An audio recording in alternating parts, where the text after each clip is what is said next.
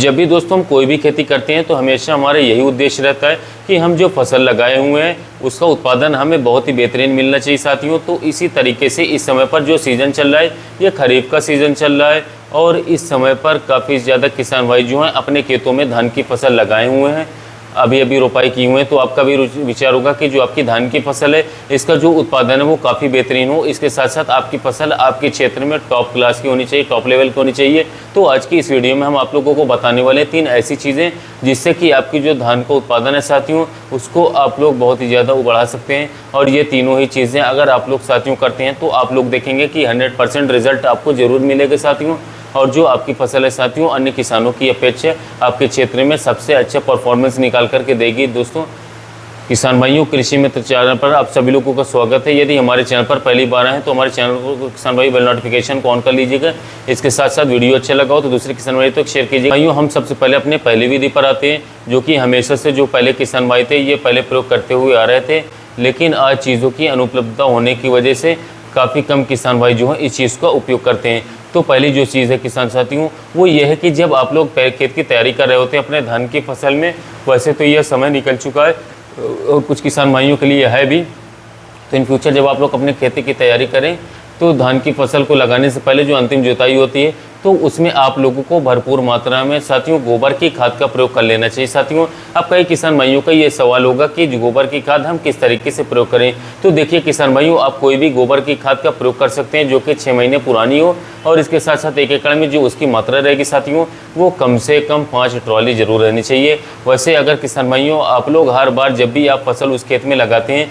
तो 5-5 ट्रॉली अगर दोस्तों आप लोग गोबर की खाद डालते हैं तो साथियों आप लोगों को जो फर्टिलाइजर्स है इसके साथ साथ केमिकल वाला है वो भी इन फ्यूचर दोस्तों काफ़ी कम डालना पड़ेगा। तो इस वजह से अगर आप लोग हर साल 5-5 ट्रॉली गोबर की खाद उपयोग करेंगे तो 3 साल में आपकी जो फसल होगी साथियों या फिर 3 शिफ्ट में जो आपकी फसल है साथियों वो बहुत ही अच्छे परफॉर्मेंस देना शुरू कर देगी। इसके साथ साथ उसमें जो रोग लगने की दोस्तों जो फ्रीक्वेंसी होगी वो भी काफ़ी ज़्यादा स्लो डाउन हो जाएगी, कम हो जाएगी, बहुत ही कम आपकी फसल में रोग देखने को मिलेगा अगर आप लोग अपने खेत में दोस्तों गोबर की खाद का भरपूर मात्रा में प्रयोग करते हैं साथियों।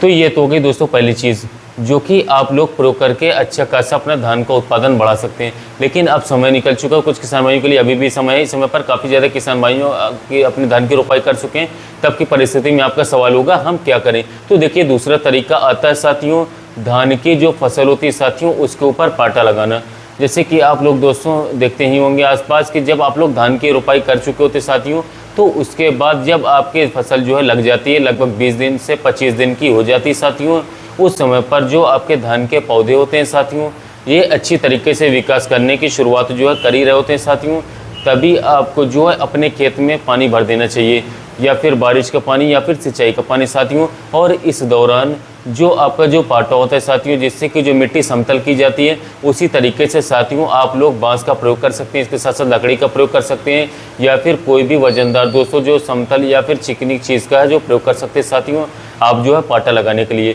तो इस तरीके से जब आप लोग पाटा लगाते हैं साथियों तो जो आपके धान की पौध होती है साथियों ये जो है नीचे की तरफ दब जाती है और इसके साथ साथ उसका जो भाग होता है साथियों नीचे का जो तना होता है वो कुछ देर के लिए साथियों हल्का हल्का डैमेज होता है साथियों, जिसकी वजह से दोस्तों जो आपके धान की फसल होती है साथियों या जो है ऊपरी विकास करने के बजाय साथियों आपके धान की फसल के पौधों में जो है कल्लों की संख्या को काफ़ी ज़्यादा बढ़ा देती है। तो इस वजह से जितनी ज़्यादा कल्ले आपके धान के पौध में रहेंगे साथियों उतना ही ज़्यादा बालियाँ उसमें रहेंगे और इसके साथ साथ उतना ही ज़्यादा आप लोगों को उत्पादन भी देखने को मिलेगा। तो ये दूसरी जो चीज़ है साथियों यह आप लोगों को एकदम फ्री में मिल जाती है साथियों। इसमें कोई भी चीज़ आपको जो है मार्केट से नहीं उठाना पड़ेगा, नहीं लेना पड़ेगा। लेकिन आप लोगों को एक चीज़ ध्यान रखना चाहिए साथियों कि जब आप लोग ऐसा करने जाए साथियों तो आपकी जो धान की पौधे साथियों ये अच्छी तरीके से लगी हुई हो और इसके साथ साथ उस खेत में कम से कम 2 से 3 इंच या फिर 4 इंच पानी उपलब्ध होना चाहिए साथियों, जिससे कि जो आपकी धान के पौधे साथियों यह ज़्यादा डैमेज ना हो पाए। तो इस चीज़ को दोस्तों आप लोग अपने खेतों में अप्लाई करवा सकते हैं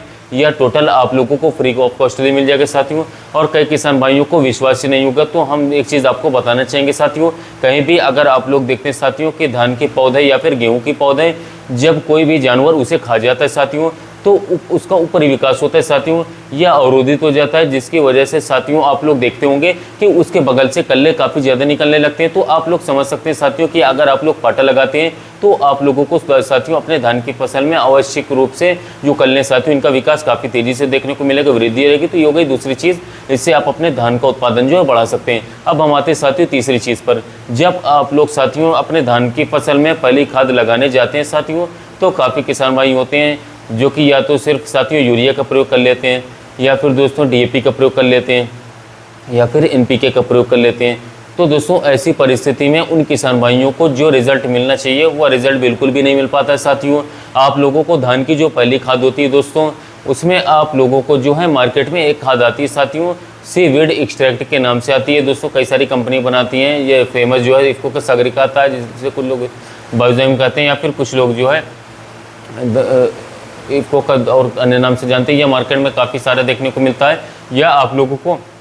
अपने 1 एकड़ के धान में 5 किलो से लेकर के 10 किलोग्राम प्रति एकड़ के हिसाब से प्रयोग करना चाहिए। इससे होता क्या है कि जो आपके खेत की जो क्षमता होती है साथियों, ये काफ़ी ज़्यादा बढ़ जाती है,